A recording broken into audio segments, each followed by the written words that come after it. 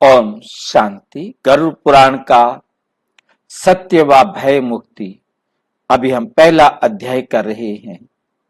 पहले अध्याय का हम 7वां विषय ले रहे हैं, जिसमें पापी मनुष्यों की दुर्गति का वर्णन किया गया है।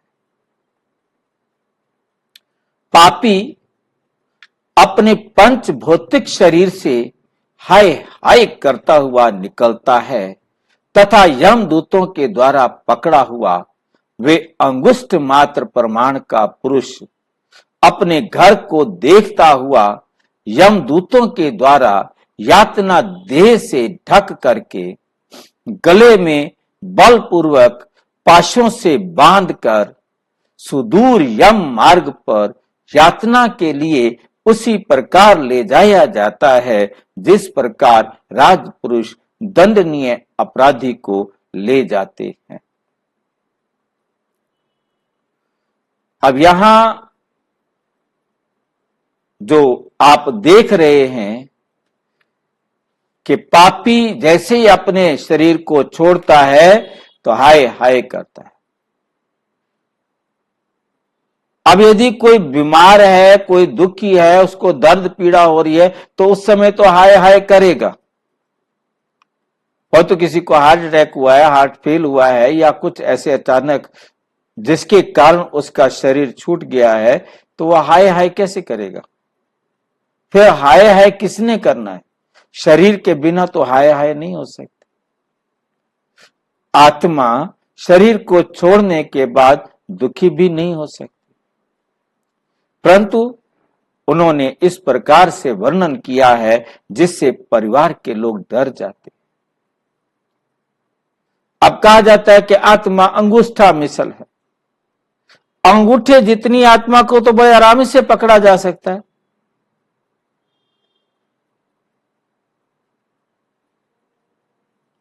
अंगूठा जितना साइज आत्मा का है तो उसे आराम से पकड़ा जा सकता है।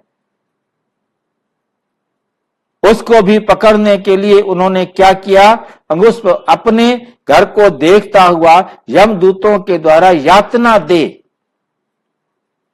ये यातना दे जो है, ये समझने वाली बात है। जिस देह के द्वारा उसे यातना दी जा रही है, आत्मा को तो यातना दे नहीं सकते, उस देह को यात्रा दे के द्वारा उसको यातना देनी होती है और वो यातना दे एक हाथ के बराबर हो जाता है, जिसमें उसको पाशों से बांधा हुआ होता है।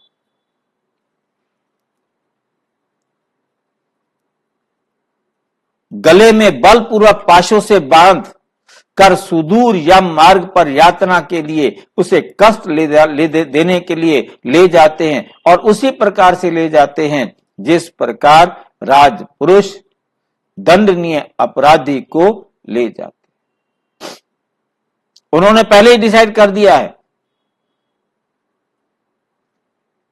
कि ये दंडनीय अपराधी हैं। वास्तव में गरुड़ पुराण लिखने में उन्होंने सीधा सा सीधा जो पाप करते हैं, मतलब गलत कर्म करते हैं, उनको समझ देने के लिए, उनको भयभीत करने के लिए, ताकि वो गलत कर्म ना करे, इस प्रकार से उन्होंने वर्णन किया। परंतु सच तो यह है कि आत्मा सूक्ष्म, अति सूक्ष्म ज्योति बिंदु है, जिसे हम इन आंखों से तो क्या दुनिया के किसी भी सूक्ष्मदर्शी यंत्र के द्वारा भी नहीं देख सकते।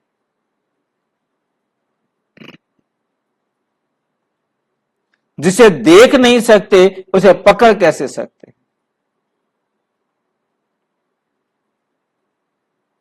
उसे यातना क्या दे सकते हैं? आत्मा को यमराज यदि किसी भी प्रकार का दंड दे रहे हैं तो कर्मों की गति के अनुसार उन यमदूतों को भी उस आत्मा के द्वारा दंड लेना पड़ेगा।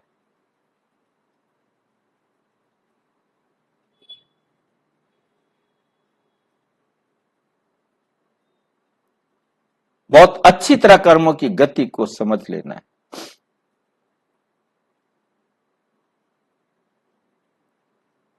तो आत्मा को कोई दंड नहीं मिलता।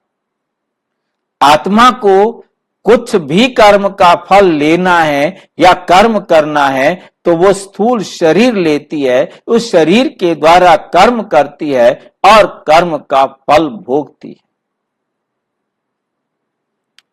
अब जिन आत्माओं के ऊपर उसने जुल्म किए हैं वो आत्मा उनके ही परिवार में जाकर जन्म लेगी और उनसे जो जुल्म किया है उनके ऊपर उसका बदला या कर्जा उतारेगी। अब वो उसके ऊपर जुल्म करेंगे।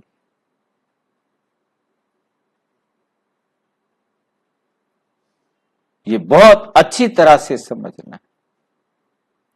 हर आत्मा को अपना कार्मिक अकाउंट खुद बराबर करना है। आत्मा को कोई यमदूत लेने के लिए नहीं आते, जिसके लिए हमने पहले वर्णन कर दिया है। आत्मा स्वयं गति करती है।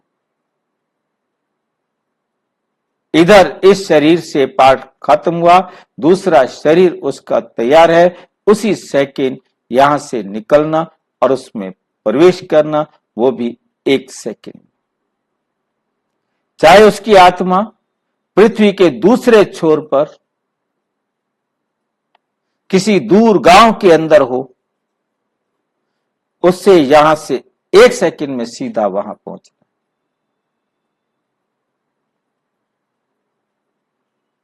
कोई रुकावट नहीं उसके रास्ते में, चाहे वो पहाड़ हो, चाहे वो चट्टान हो, चाहे समुद्र हो, चाहे नदी हो, पृथ्वी हो, कुछ भी हो, वो उसको क्रॉस करने से नहीं रोक सकता।